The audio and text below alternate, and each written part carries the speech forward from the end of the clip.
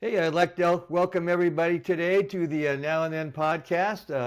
Today we're going to be talking a little bit with Ron Almberg, who is a realtor with Keller Williams. He's been in the business quite a while. So welcome to the Now and Then podcast, Ron. Well, thank you, Dan. It's great being here. It's good seeing you again. Yeah, you too. So let's start right off the bat here. If you could just tell us a little bit about your background, what led you to become a realtor, and was there an actual aha moment when you knew that you were meant to be a realtor? My dad was in construction, so I don't think that's an unfamiliar story for some realtors. My dad was building homes in the Seattle area, and then later on went into more commercial construction. He worked for a big international company called Bach Construction Company. Was a superintendent for them, and so my early years are walking building sites, helping my dad on the weekends, things like that. And then, of course, always growing up, he was always had some kind of side job he was doing too, whether it was roofing or putting somebody's deck on, or a couple repairing floors underneath the houses. And so, anyway, that was a great experience growing up.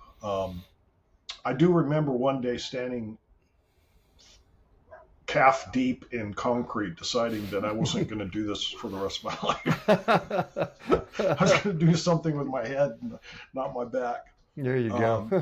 And through a weird series of events that I won't get into, I ended up actually in pastoral ministry for 25 years. And then back in 2008, left that and just wanted to do something different. And of course, that's when the market crashed. I couldn't even get a job to save my life for 2 years. I mean, I literally applied everywhere. And really going into real estate had always been kind of in the back of my mind, mainly because of my background. And I always had interest in real estate.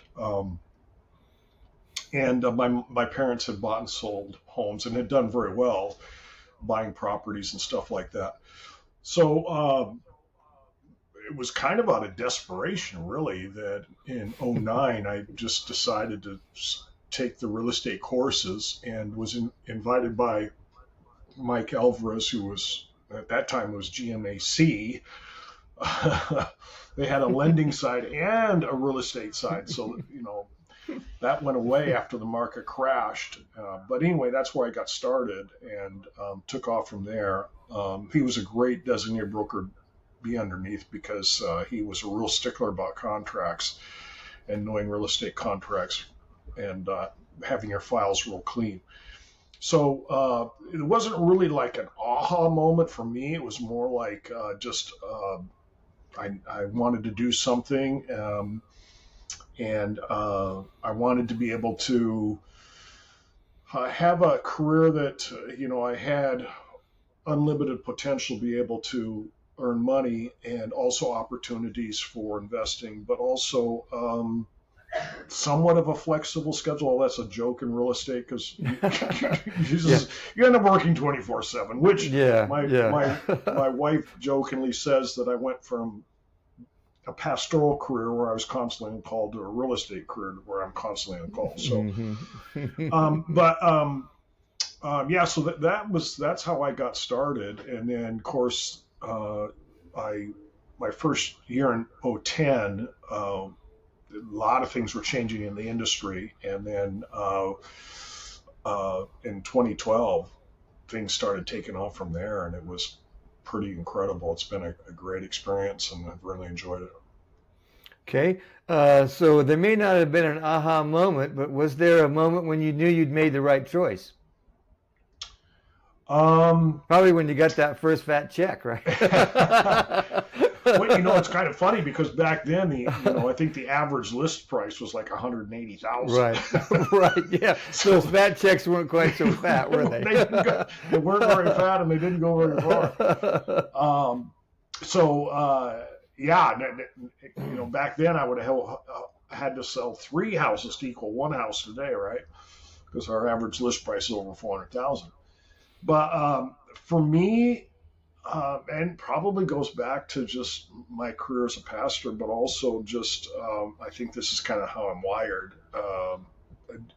Just the joy of helping people navigate the whole process of uh, either buying or selling property and problem solving the things that come up during that whole thing, whether that's contractual problems or problems on the other side with the cooperating broker or the buyer, the seller that we're trying to work with. Um, and the satisfaction of being able to see that benefit a family. And for me, probably the biggest, if there was going to be an aha, was when I dealt with a family who mom had passed away, mom and dad had the house built, so they lived in the home for 40 some years, almost 50 Wow. years. Had the home built, mom had passed away, dad was needing to go into assisted living, and I helped the family navigate that whole thing. And they were just so grateful, and have to this day are still really good friends.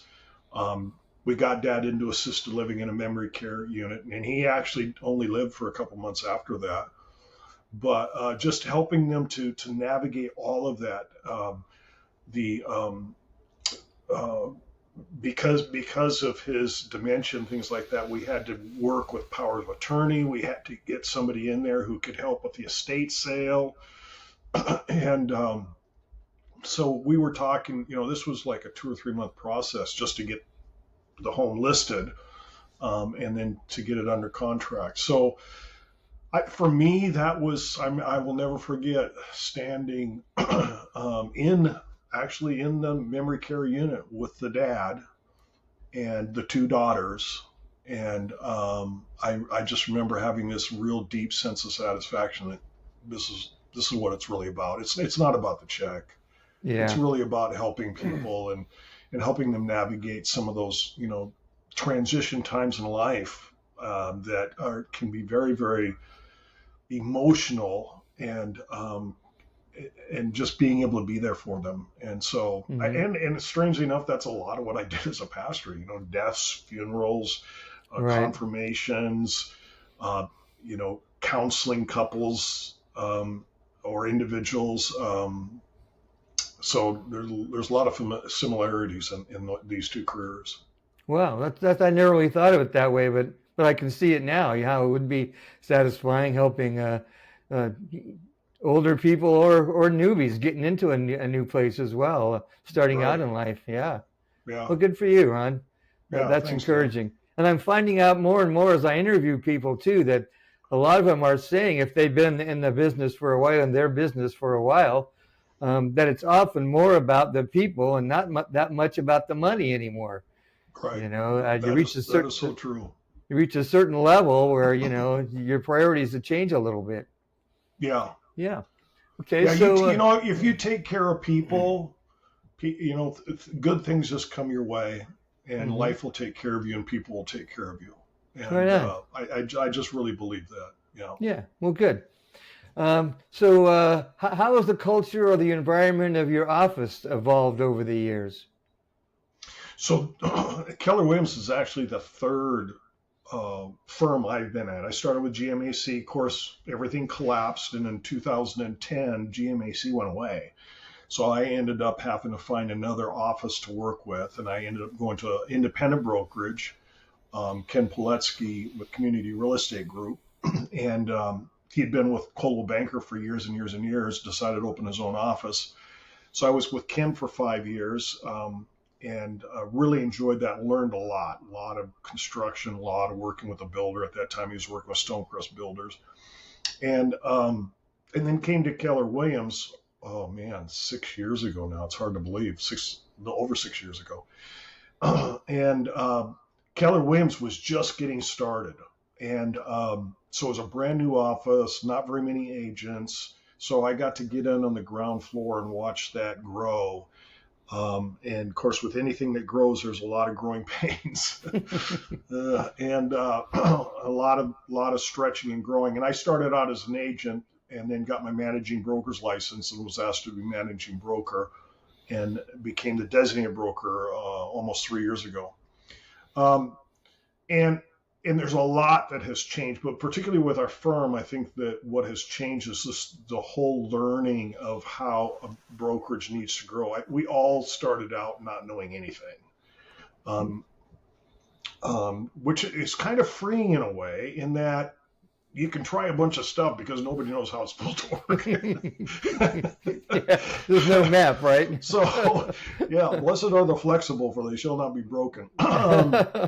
So we've made a lot of mistakes, but we've also learned a lot, and have grown a lot, both as leaders and as a firm. I think it's probably the biggest thing in the last 6.5 years, that I have noticed is there's been a huge shift in how firms are structuring their business models.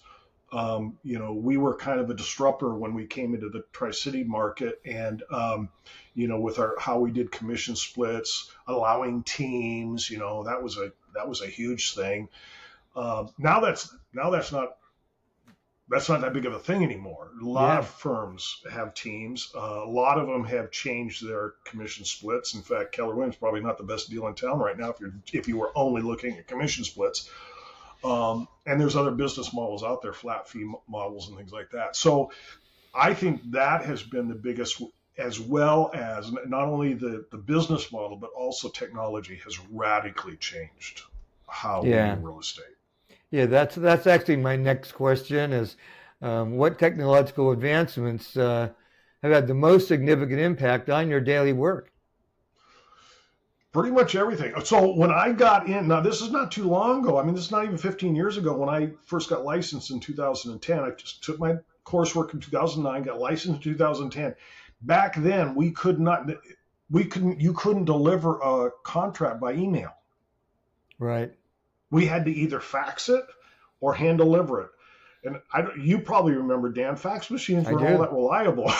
I do remember. I remember even before that, before fax machines, I was actually selling real estate in Hawaii, and they would not accept a fax signature originally. Oh no, it had to be wet signed. Right. Yeah. And so we would use FedEx overnight. Back and forth documents to the mainland overnight, back and forth. And I remember what a big deal it was when they finally decided they would accept facsimile signatures as legal documents. Right. That was like, oh my God, I'm going to save so much money now in FedEx expenses. Well, I just remember being frustrated with the fax machine. So, here in the Tri-Cities, it was just as easy just to drive it across town. Right. So, you were dropping off contracts at the title and escrow company, or dropping off contracts at the other real estate company that you're working with, the cooperating broker and cooperating brokerage firm. So there was none of that, right? And we weren't allowed to do electronic signatures. DocuSign is a big thing now. That everything had to be wet signed. Mm-hmm. So there's been just this huge transit, and I don't know, whether it's all been good.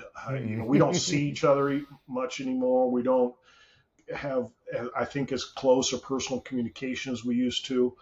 But that to me has been one of the biggest things, is just the whole how we communicate. Emails, electronic signatures, everything now is PDF back and forth. Now when I got started, and you probably remember, your designated broker had a thick file, right? And that, at least for my designated broker, all those sheets better be in order, right? Right. And he had a checkoff list at the front of the file folder, and then that was handed in to him, and he checked it off. If there was anything missing, that went back to you, and you had to fill in whatever. Mm-hmm. And then that was kept in a file cabinet. We had storage units. Right. Because you have to keep contracts for a minimum of 3 years, but for civil lawsuits longer than that. So now everything's online. Mm-hmm. Nobody that I know of is keeping paper contracts. No. Anything. Yeah. Right? Yeah. This instantaneous communication has been a real boon. Yeah. You can get a hold of the buyer or the seller or their broker or the escrow agent or the bank, the lender, at the drop of a hat. Right. That didn't used to be the case at all. It was a waiting game, right? Right. Very Yeah. much so. Yeah. Okay. Maybe you could share a memorable story or experience from your early years that sort of contrasts how things are now to how they were then. Um, I think I think it goes back to that communication piece. There were a lot of meetings that took place, in office lobbies and things like that as you're handing off documents and papers. And It seemed to me, and maybe this might be this is just my experience, but it seemed like to me there was much more cooperation between agents because we were much more in each other's face and saw each other versus now I dealt with some agents I've never seen, Right. other than a text message or an email or maybe an occasional phone call. I couldn't pick them out in a crowd if I saw them. Right. Uh, and I think that also changes the dynamic of the cooperative relationship because when I've been in front of somebody, I've had personal interaction with them, and now they need help or something gets dropped or whatever. I think there was a lot more grace involved Hmm. because there was that more of that personal dynamic and there was more of an allowance to let me take care of that. Hmm. And you were much more on a relational business basis than just a pure business basis. And it Right. feels like, and again, this just might be me, but it feels like we are much more transactional in our relationships. Text messages, emails, maybe a phone call if you got to. It just depends on your. Um, and and there's not that personal care that I think that we once had in our industry. So for me, that's the biggest thing. I I'll never forget being in a driveway. My with a listing agent, we're supposed to be closing. My buyers are packed up and ready to move in, and her place is just not. Her sellers are. It was a widow. The husband had died, and we're having a hard time. And I'll never forget during this whole process, we were going back and forth, and we're standing in the driveway, and she's breaking down. Her dog had died. She just put her dad in the hospital because he had some medical issue and things like that. And but previous to that, we had been face to face a couple different times talking with each other, and it was like, you know what? Let me just take care of this. You go home, take care of your dad. Sorry about your dog, and we're just going to get it done. And I'll never forget that, and just the gratitude that she had after that about me willing to step in and take over. And I suppose she could have called somebody at her office. She was with one of the larger brokerages in town, but just the fact that we had that kind of personal connection, Hmm. I think really helped. I don't know that would happen as readily today in today's environment, the way things seem to work. And again, that could be just me. I don't know. It just doesn't seem like we've got that personal connection like we used to. Yeah, I would have to agree, Ron. I think it has become a little bit more impersonal, and people aren't in the office as much either. They do everything Right. remotely, so you just Right. don't have that sense of community and camaraderie that you had when everybody was in the office every day. Right. I totally Taking agree care of with that, business. Dan. Yeah, Yeah. yeah. That's one thing we've lost. The internet has provided a loss, but it has definitely sort of diminished that human touch. Yeah. Yeah. Yeah. I agree. Yeah. It definitely has made it much more challenging to keep that the human connection part of our Hmm. our transactions and our relationships in the industry, and particularly when things become challenging. Which you're in real estate, that almost always there's going to be something that's going to be challenging the transaction, whether that's coming to terms or agreeing on repairs or requests for repairs or whatever that might be, or like the example I gave, right down to the day of closing and trying to get everybody in the right places so that we can hand off the keys to the property.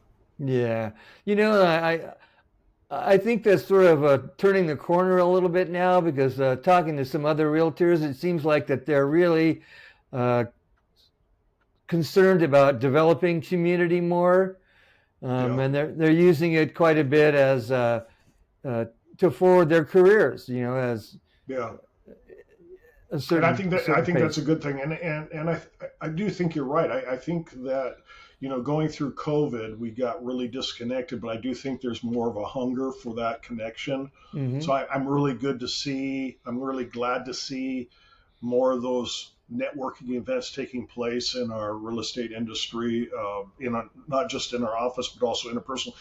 Uh, like I was just at a broker's open, and there must have been 50 people there, and they were just all glad to see each other. So Hmm. um, Hmm. I think that is returning and is a good thing for us. Yeah, yeah. COVID put a huge distance between realtors and their clients. I mean, Yeah, I remember selling a number of properties during COVID when I'd never met the client. I didn't even meet the client until the final walkthrough. right. Yeah, Everything was remote. yeah. Isn't that? Yeah. Yeah, that's just that was such a That was strange that was experience. strange. Yeah, yeah. You're walking through with your little your camera, and the Right, stabilizer, and doing a video walkthrough for the client who's in North Carolina or somewhere. right. It's Yeah, crazy. Yeah. yeah. It was. Yeah. Okay. Well, moving on here. I was just wondering how have your personal goals and motivations shifted throughout your career? Um, That's a great question. I think that when you're first getting started as a young agent, you're really worried about like building your business. You know, I'm kind of at the place to where everything has really shifted about taking care of my sphere. So I've got a pretty large sphere of past clients and friends and things. And so my focus has shifted more from the marketing, advertising, cold calling, trying to build my base or my sphere, my database, to really focusing on just taking care of my people and staying connected with the people that I know. For me, that has been a big shift over the last 5 6 years, ever since I came to Keller Williams. And probably some of that was just um, uh, recognizing that that really is my strength. I was trying to do business the way everybody else was doing business. I was trying to do business how other people were telling me how to do business. Hmm. Hmm. But really I really came around to realize that my strength is just that personal connection with people. And typically, if I go to a listing appointment, even with people I don't know, um, I usually walk out of there with the listing simply because I've built rapport with the people. And so I have just learned to harness that and focus on that, and that's really what has has built my business. And so most of my business really is based on referrals. Hmm. I get very few calls just out of the blue.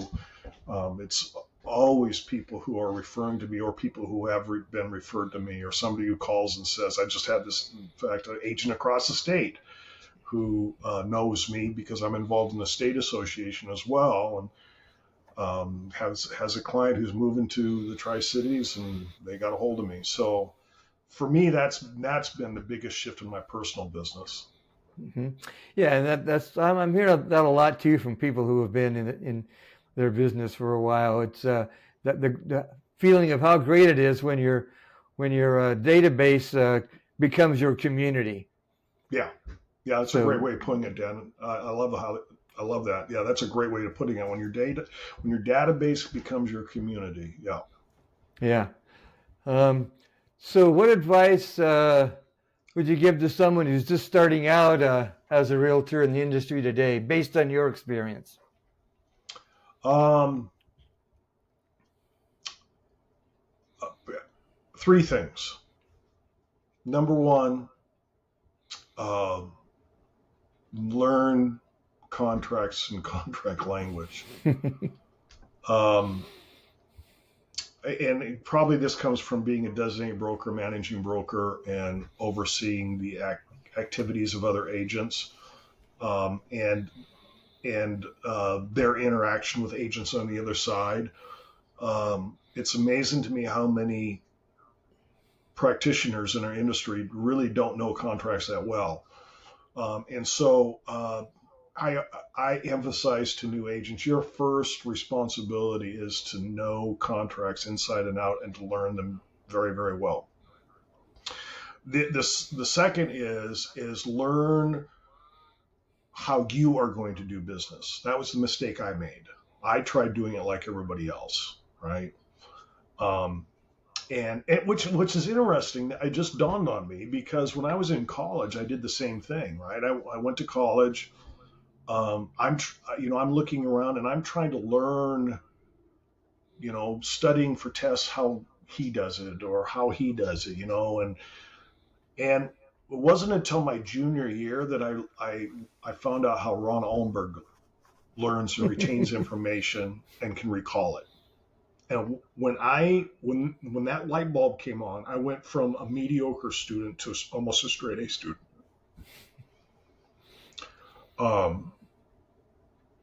And I just connected the dots there just now. Mm-hmm. And so I came into real estate the same way. I'm looking around trying to figure out. So, I did it, my designated broker, GMAC, and then I followed Ken Piletsky and, try to follow his. And there's a couple other people in our office. And so find out how you are wired and develop a business model around that. What's your passions? How do you connect with people? How do you communicate with people? How do you relate with people? And lean into that and build your business model around that. So that would be the second thing that I would highly recommend. The third is network. Get out there and meet people. Get involved in nonprofit groups. Get involved in, I don't care what it is, the Chamber of Commerce, the Rotary, the Boys and Girls Clubs. Go to Brokers Opens. Be at your office meetings. If you are not talking directly to clients or people in your sphere, you need to be talking to and networking with and building relationships who are going to help you build your business. Title and escrow people, contractors, lenders. There should never be a time in your calendar where you're not having an opportunity to have a conversation with somebody for a couple different reasons. Number one, they're going to be your referral partners and build your sphere. But number two, you're going to learn a ton from them just by talking to lenders, title and escrow people, other realtors. Meet people outside your office. Go to those Brokers Opens and introduce yourself and try. In fact, a couple of the new realtors, I've challenged them. You're going to take 5 business cards with you. Take 5 of your business cards. You're going to go to Brokers Open. And you're going to leave that Brokers Opens with 5 business cards of 5 other people that you met at that Brokers Open. You're going to exchange your card 5 times. I had one agent who was just, it was very evident that they were not a people, they were not extrovert. And I'm not either, but I've learned to be. And so I reduced it to 3. Take 3 business cards. You got to shake the hands of 3 people and exchange a business card with them. Yeah. Well, and also the other part of that is if when you exchange those cards, you probably don't want to exchange them with other realtors. You want to make sure you're exchanging them with a lender, an appraiser, whoever's out there.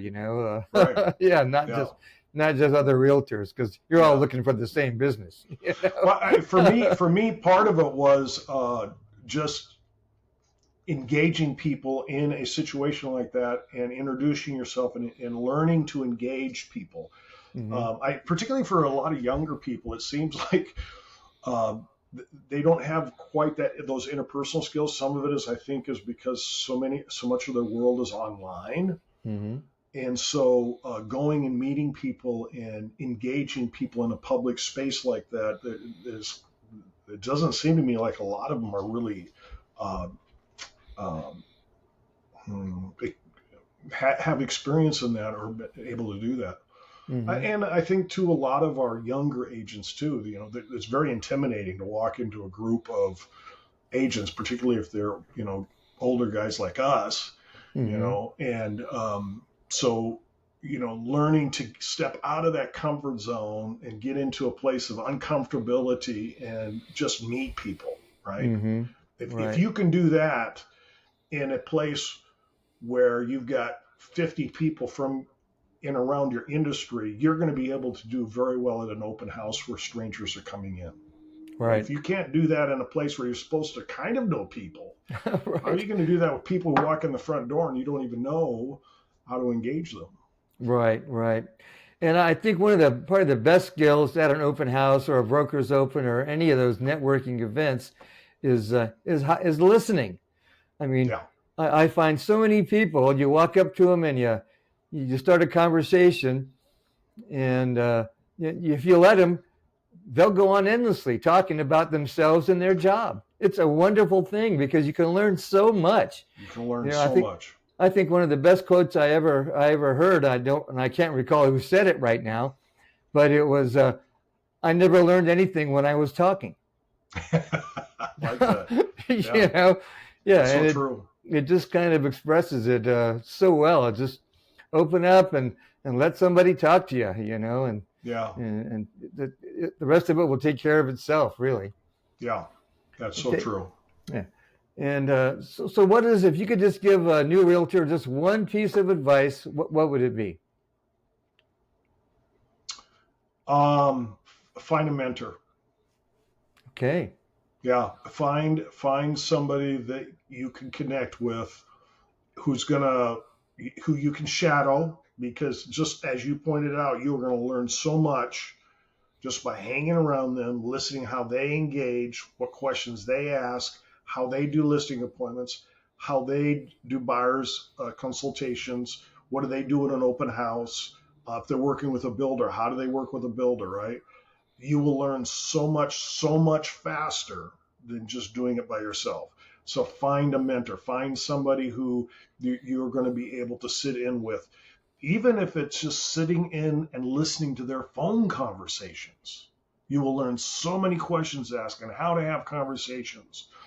So that would be my number one recommendation: is find somebody you can hang with and that you can learn from, and also who's going to hold you accountable, that you're going to set goals with. Even if it is like you're gonna meet three people at an office. Right, right. You got to start somewhere. You got to start somewhere. That's right. Well, that's great advice. To get a mentor. A number of people that I've interviewed recently have said the same thing, that they wouldn't be where they are today if they hadn't hooked up with someone who really held their hand along the way and acted as a Yeah, mentor. that's true. That's Yeah. true. For me, that was Ken Pilecki. When I Mm-hmm. went to his office, he was working with Stonecroft. I learned so much about construction and development and working with a builder. That whole side of it was just huge. And then listening to him on his phone conversations and how he interacted with people at open houses and things. Um, yeah, that was, and he was really good at checking in and holding me accountable for some of the goals I'd set and what I wanted. And then he also dragged me along. He's one of the reasons why I got involved in our local realtor association, was because he dragged me along and says you're either at the table or you're on the menu. What do you want to Right. be? There you go. I like that one. Yeah. At the table or on the menu. That's perfect. Oh, yeah. Oh, yeah. What's for lunch? I hope it's not me. Exactly right. Exactly right. Yeah. Okay, so, And the truth is both at the local level and the state level, they are having conversations that highly impact our industry and how we are going to do business. And you can either be a part of that discussion or you can just wait and find out what the result of that conversation was right, later. So right. I always credit Ken Pilecki for getting me involved in pushing me in that direction. So it's been a great experience, a huge learning experience. I've learned so much from other realtors just across the state and as well as locally. Okay. So one final question here. if you had it to do all over again, would you? Yeah, yeah, I would. I mean, certainly there have been a lot of challenges. There have been a lot of times where I've wondered, maybe I could just be a Walmart door greeter. Or is there a job where I could just, clock in at 9, clock out at 5, and not have to worry about anything after 5 o'clock or on the weekends? There have been those moments. I don't want to mislead anybody.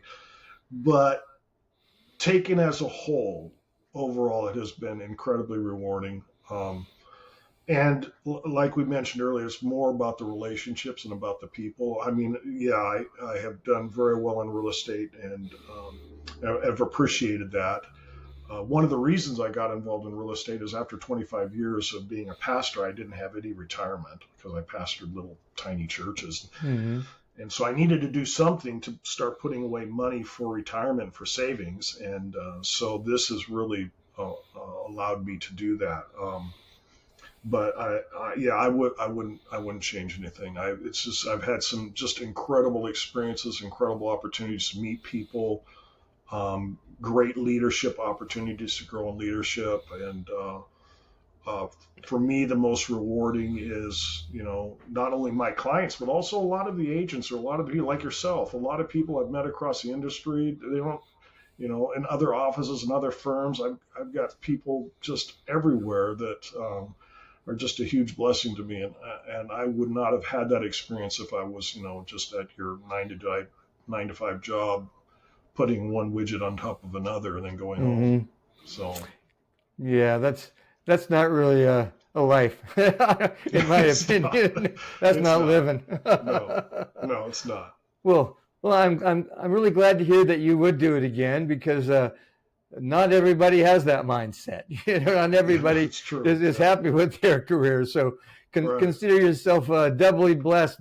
So I want to thank you again for coming on to the podcast here, Ron. It's thank you. Been a pleasure having you. Fun, Dan. Yeah, been lots of good insights here. I knew there would be. You've been at it a long time and have been very successful, and I congratulate you. Well, thank you. Thank you very much, Dan.